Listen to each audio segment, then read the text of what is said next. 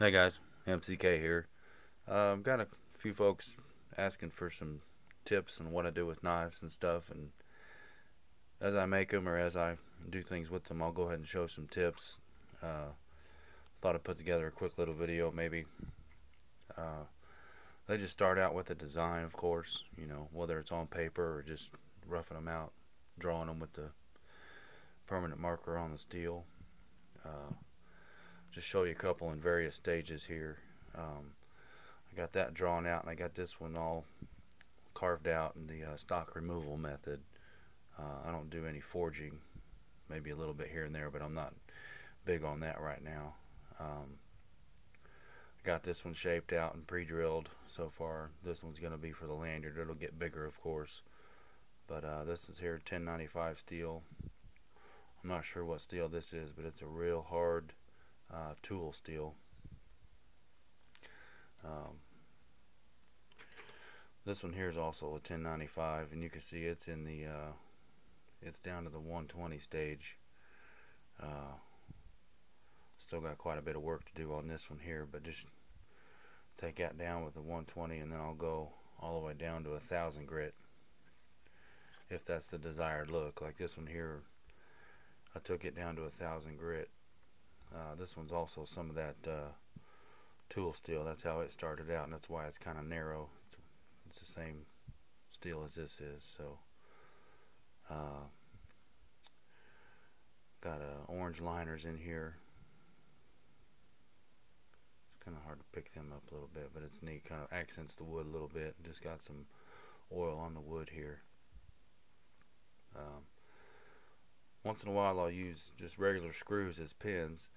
I'll clamp everything in place and drill the holes, and let the threads hold the wood to the knife. I mean, mechanically you don't really need much else. I mean, over time they'll probably wear out. This particular one does have epoxy, but it's kind of neat when you grind off the heads and the ends of the screw. It singes the wood a little bit and gives it some character on the handle there. Yeah, just bring it to a fine edge with the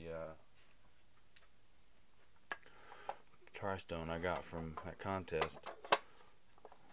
But this thing was a little challenging at first, but I'm getting the hang of it with certain angles and whatnot. But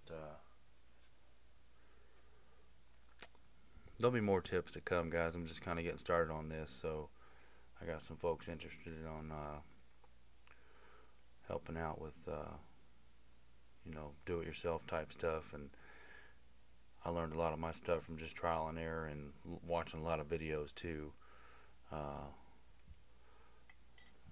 then you can just take your leather and just get different kinds of rivets.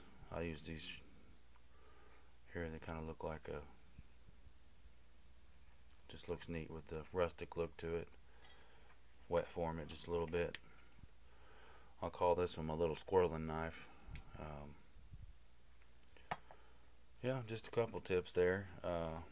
When you're working the steel down, just take it from 120 all the way down the line to 800 to 1,000 or whatever. Like I said, this one here is to 1,000 grit, and I do a hand polish with this stuff here, but it's a good compound.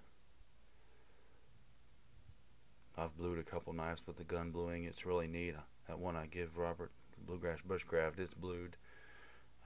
Similar wood, but it's a solid color. It's not the same piece. But that was my first time putting liners in there, and I think I like that. The little orange accent comes out real nice with the color of the wood. So, but just wanted to show off some projects, give a couple tips, and maybe that's a good way to give back to the community a little bit. I'm all about do it yourself, so if there's anything I can answer or help you with, let me know. Thanks for watching, guys.